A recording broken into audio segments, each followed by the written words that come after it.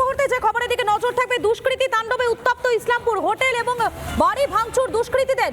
হোটেলে আগুন লাগিয়ে দেয় দুষ্কৃতীরা। ঘটনাস্থলে দমকলের একটি ইঞ্জিন। আক্রান্ত হয়েছেন উত্তর দিনাজপুরের এক ব্যবসায়ী।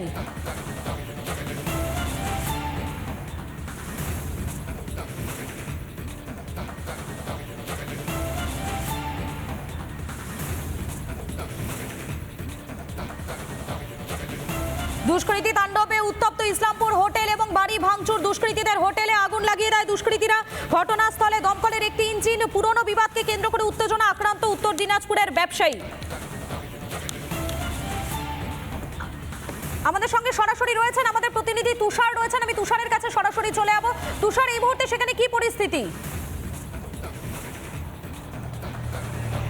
একদমই মজুগুলিতা, তুমি জানো এই মুহূর্তে এই যে আমার পেছনে হোটেল দেখা যাচ্ছে, সেই হোটেলেই কিন্তু দুষ্কৃতীরা এখানে কিন্তু হামলা চালায়, পরপর দুবার হামলা চালায় এবং তারপরে কিন্তু আগুন লাগিয়ে দেওয়া হয়। এখানে ইসলামপুর জেলা পুলিশের বিশাল পুলিশ বাহিনী কিন্তু এই যে হোটেলের চারিদিকে রয়েছে এবং এই হোটেলের যিনি ব্যবসায়ী তার একজন আত্মীয় আমার সাথে রয়েছেন, তার সাথে কথা বলার চেষ্টা করবো।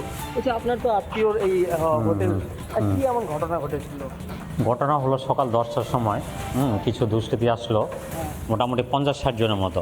ঠিক আছে, এসে মানে গেট ফেট ভেঙে টেঙে, ঠিক আছে, ভিতরে যত সামানপাতি ছিল সব ভাঙচুর করলো। 3-4টা এসি ছিল, ওইটা ভাঙচুর করলো, কাচের গেট। ঠিক আছে, আগুনও লেগেছিল? আগুন লেগেছিল সেটা তো বিকালবেলা, এই সন্ধ্যার আগে। হ্যাঁ, ওরাই লাগাইছিল সন্ধ্যার আগে।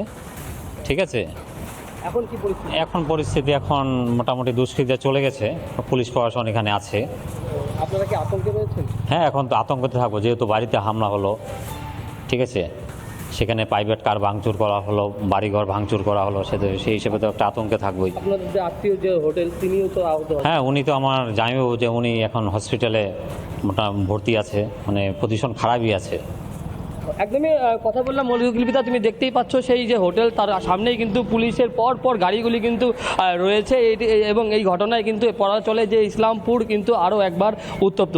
কারণ এই উত্তর দিনাজপুর জেলার বিভিন্ন ক্ষেত্রে এই ইসলামপুরে কিন্তু একের পর ঘটনা ঘটে। তার মাঝে কিন্তু দেখা গেল এই যে হোটেল, সেই হোটেলে কিন্তু এই ঘটনা, এবং আজ দুবার কিন্তু প্রায় এখানে দুষ্কৃতীরা হামলা চালায়, একবার সকালের দিকে এবং পরে বিকেলের দিকে, এবং তারপর পরে কিন্তু আগুন লাগিয়ে দেওয়া হয়। এবং বর্তমান যে পরিস্থিতি কিন্তু ভয়াবহ রয়েছে। ইসলামপুর জেলা পুলিশের ডিএসপি থেকে শুরু করে যে সমস্ত আধিকারিকরা আছে তারা ঘটনাস্থলে এসে পরিস্থিতি নিয়ন্ত্রণের চেষ্টা করছে।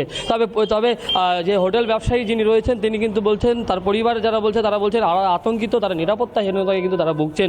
কারণ এই দিনের আলোতে যে ঘটনাটা ঘটলো তারা কিন্তু এক প্রকার আতঙ্কিত। এবং গোটা যে ইসলামপুর জেলা পুলিশের বিভিন্ন যে পুলিশের যে বাহিনীগুলো হয় তা কিন্তু এখানে রয়েছে।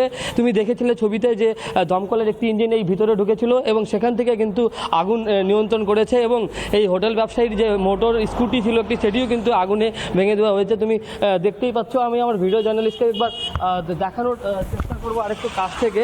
এই পুলিশের গাড়িগুলি কিন্তু এখানে বর্তমানে তাণ্ডবে উত্তপ্ত হয়ে উঠেছে ইসলামপুর হোটেল এবং বাড়ি ভাঙচুর দুষ্কৃতীদের। ধন্যবাদ তোমাকে তুষার। এবং এই বিষয় নিয়ে জমির মালিক তিনি কি বলছেন, তার কি বক্তব্য শোনাই একবার আপনাদের।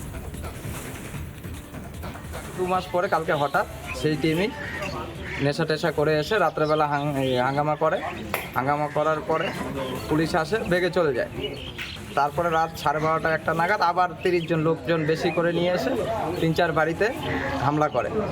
তখন বাড়ির গেট সব বন্ধ ছিল। তারপরে গেট ভাঙাভাঙি করে খুলতে না পেরে চলে যায়।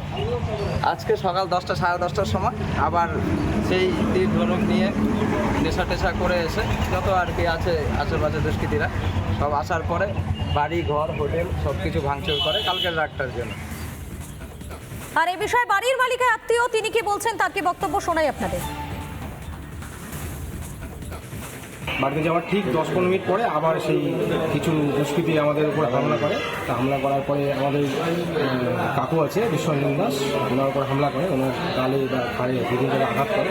ওখানটায় মোটামুটি আমি তো ওই কাকুকে দেখলাম, আর আমাদের আশেপাশে আর 2-3 জন ছিল, ওদেরকে মারধর করা হয়েছে। পুলিশে যখন ছিলাম তখন পুলিশ ছিল। সকালে এই ডলফিন হোটেলেই আপনার ভাঙচুর হয়েছিল, সেই জায়গাটাই আবার ওরা এসে আবার ভাঙচুর করার চেষ্টা, মানে এই দিনের বেলা এসে আবার ভাঙচুর করছে, আবার মারধর করছে, আবার মারধর করেছে, আবার এসে আবার মারধর করছে। আর এবারে আপনাদের শোনাই এ বিষয়ে দমকল কর্মী তিনি ঠিক কি বলছেন, তার কি বক্তব্য শোনাই আপনাদের।